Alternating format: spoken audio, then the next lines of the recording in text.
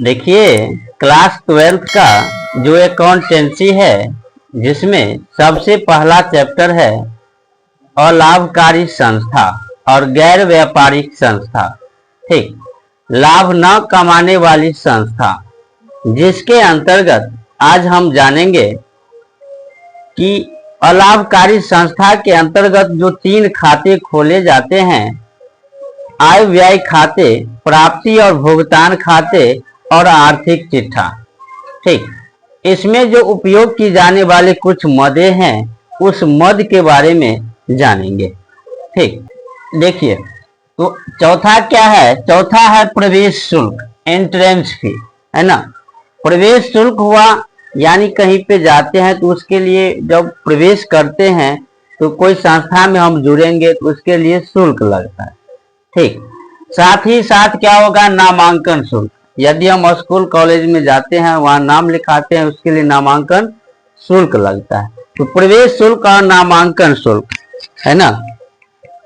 जो शुल्क सदस्य बनने के लिए दिया जाता है उसे प्रवेश शुल्क कहा जाता है ना। जो शुल्क क्या होगा? सदस्य बनने के लिए दिया जाएगा। ठीक, जैसे कोई संस्था है और संस्था में पहले से ही सदस्य हैं और कोई नए व्यक्ति गए और वहां पे बोले कि हमको भी इसमें सदस्यता लेने हैं, तो सदस्यता लेने के लिए उसको शुल्क देना पड़ेगा। वह क्या होता है? तो प्रवेश शुल्क होता है। ठीक, प्रवेश शुल्क होता है और उस प्रवेश शुल्क को, है ना, प्रवेश शुल्क एंट्रेंस फी कहा जाता है। और उसी प्रकार स्कूल एवं कॉलेज में नामांकन कराते समय जो राशि भुगतान किया जाता है, चाहे स्कूल हो या कॉलेज हो, वहां यदि नामांकन कराएंगे तो कुछ राशि देनी पड़ती है ना। और उसी राशि को क्या बोलते हैं? नामांकन राशि बोलते हैं, है ना। उस राशि को क्या बोलते हैं? नामांकन राशि बोलते हैं ना, नामांकन शुल्क।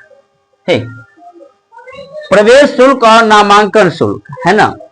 क्या होता है कि कभी कभी प्रवेश शुल्क और नामांकन शुल्क जो है लगातार वार्षिक आधार पर होते रहता है। ठीक, सदस्य यानी कि प्रवेश शुल्क, नामांकन शुल्क एक बार वसूल किया जाता है, पूंजीगत आय माना जाता है ना।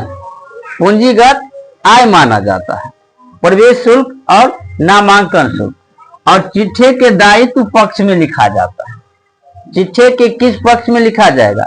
दायित्व पक्ष में लिखा जाएगा, है ना। यदि प्रवेश शुल्क और नामांकन शुल्क प्रत्येक वर्ष किया जाता है ना, जैसे स्कूल और कॉलेज में नामांकन चलते रहता है, सदस्य कोई संस्था है उसमें सदस्य आते रहेंगे जाते रहेंगे, तो उसके लिए वो क्या होता है? आयगत प्राप्ति होता है ना, आयगत होता है। और आयगत प्राप्ति को के लिए आय व्यय खाते के क्रेडिट पक्ष में लिखा जाता है।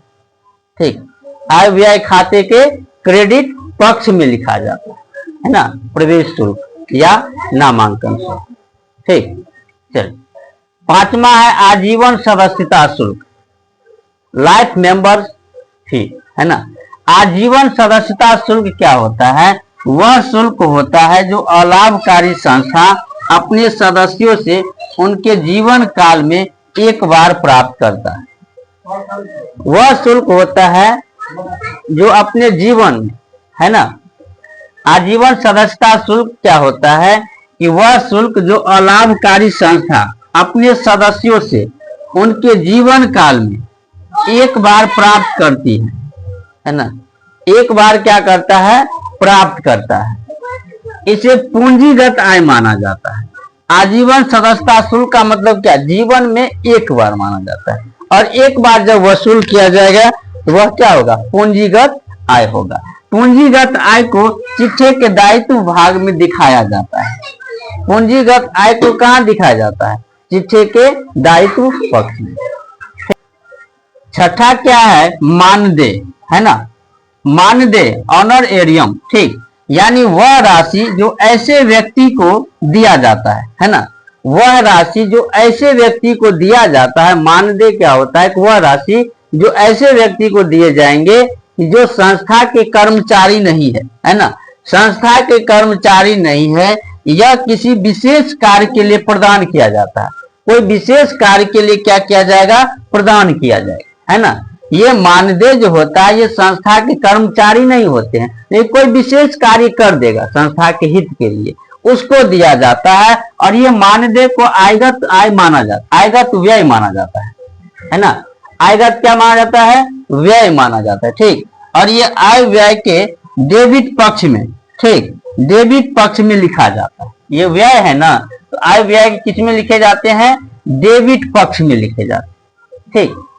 क्योंकि संस्था के लिए क्या है? संस्था भुगतान करेगा मानदेय, है ना, क्योंकि वो संस्था के कर्मचारी नहीं है, लेकिन काम जो है संस्था का ही करेगा। तो ये क्या होगा? आयगत व्यय होता है और इसे डेबिट पक्ष में दिखाया जाता है, ठीक। सातवां क्या है? समर्पित निधि या आधार कोष शुल्क। समर्पित निधि या आधार कोष शुल्क, एंडोमेंट फंड, यानी यह एक ऐसा कोष है जो वसीयत या उपहार के कारण उत्पन्न होता है। वसीयत या उपहार, इसी के कारण क्या होता है? समर्पित निधि आधार कोष उत्पन्न होता है। कैसे? जिसकी आय किसी विशेष उद्देश्य के लिए उपयोग की जाती है ना। समर्पित निधि का जो आय होता है वो किसी विशेष कार्य के लिए उपयोग किया जाएगा, है ना। और विशेष कार्य तो जानते हैं, वह कोई राशि जो किसी संस्था को किसी संपत्ति को खरीदने के लिए दी जाती है। कोई संस्था है, संस्था यदि कोई संपत्ति खरीदना चाहते हैं तो उसको दिया जाएगा। संपत्ति खरीदने के लिए दिया जाएगा, उसे क्या कहेंगे हम? उसे क्या कहेंगे? ये समर्पित निधि कहेंगे, है ना। इसे पूंजीगत आय माना जाता है। इसे क्या माना जाता है? पूंजीगत आय माना जाता है, ठीक। और इसे चिट्ठे के दायित्व पक्ष में दिखाया जाता है। चिट्ठे के दायित्व पक्ष में दिखाया जाएगा क्योंकि यह पूंजीगत आय है, ठीक। और ब्याज को, इसमें ब्याज जो दिया जाता है वो क्या होता है? आय व्यय की क्रेडिट पक्ष में लिखे जाते है ना। ब्याज को किसमें लिखा जाता है? आय व्यय के क्रेडिट पक्ष में, ठीक। तो यह थे प्रवेश शुल्क, आजीवन सदस्यता शुल्क, मानदेय और समर्पित निधि, ठीक। उम्मीद है आपको यह वीडियो अच्छा लगा हो।